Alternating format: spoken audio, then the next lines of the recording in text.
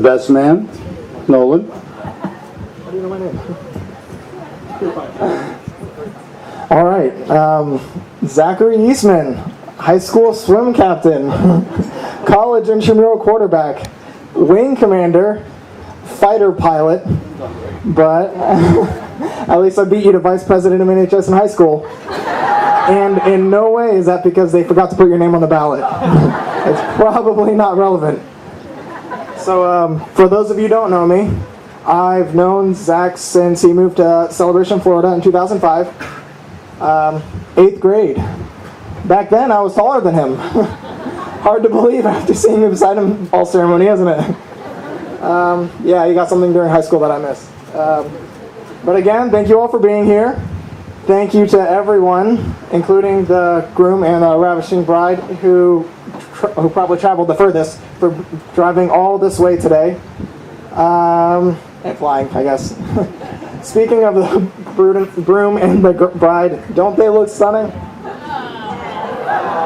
Let's give it up again for attractiveness. Although to be honest, I think Liz's beauty's looking Zach look a little more handsome than he actually is. And again, thank you to everyone who put all the work into making this happen. It couldn't have been easy. Megan. And it's all been so incredibly beautiful.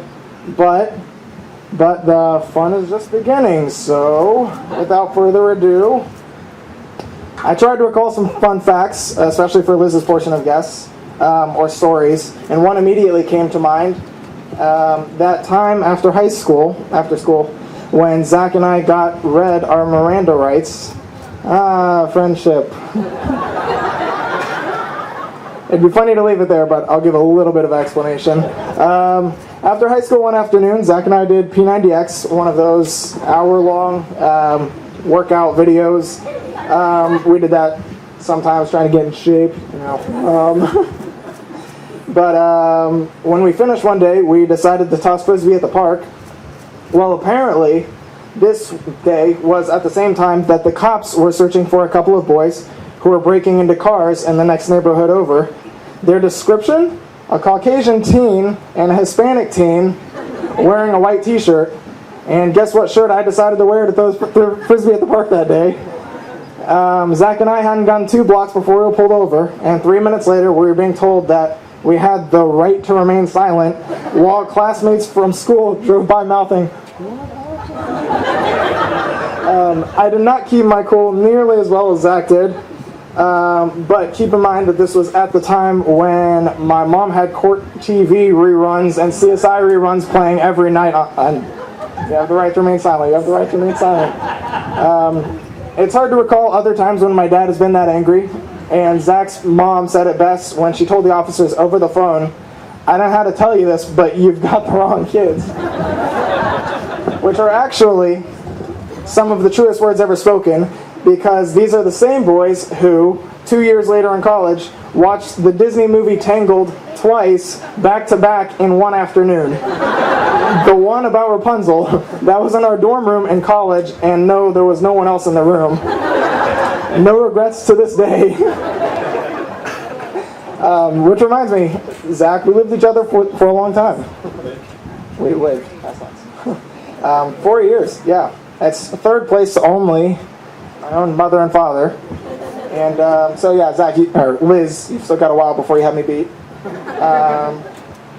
Liz, I read your story of Zach pursuing your heart in Wichita Falls, how at first you rejected him, I mean, no hard feelings, friend zoned him, and how he persisted anyway.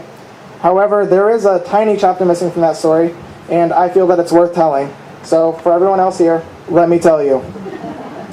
About half a year after college, I was still in Florida. Zach was 1,000 miles away in Wichita Falls, Texas, beginning his training to become a pilot. We don't call each other too often, but when we do, we have a lot to say. Well, during one of our catch-up calls, Zach tells me about this new girl in his life, that he sees something in her, even though she's told him flat out that she's not looking for anything like that at this time. Zach also tells me that he's going to email me something, and I need to read it.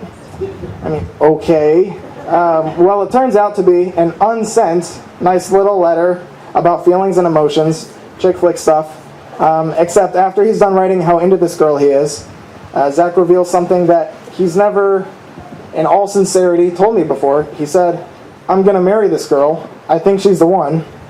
And it was hard for me to believe it because at the time, there wasn't a romance. They never even held hands, and they'd actually hardly spent any time together by that point. But there he was, envisioning an entire life with this girl. And somehow, here they are now. It's crazy how time flies. 3 years later, side by side, and she's in a wedding dress, and he's in that getup. I'm not a scholar, but Zach, you're either a prophet or there's some kind of true love thing going on here.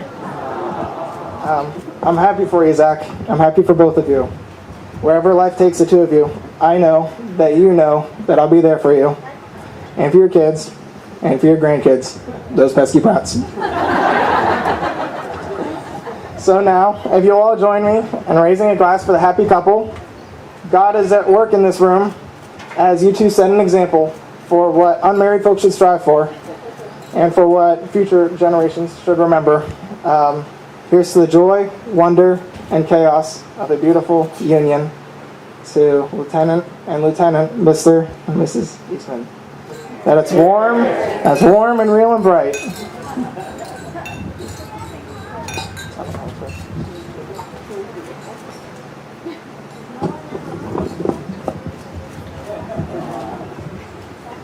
Well done, Nolan.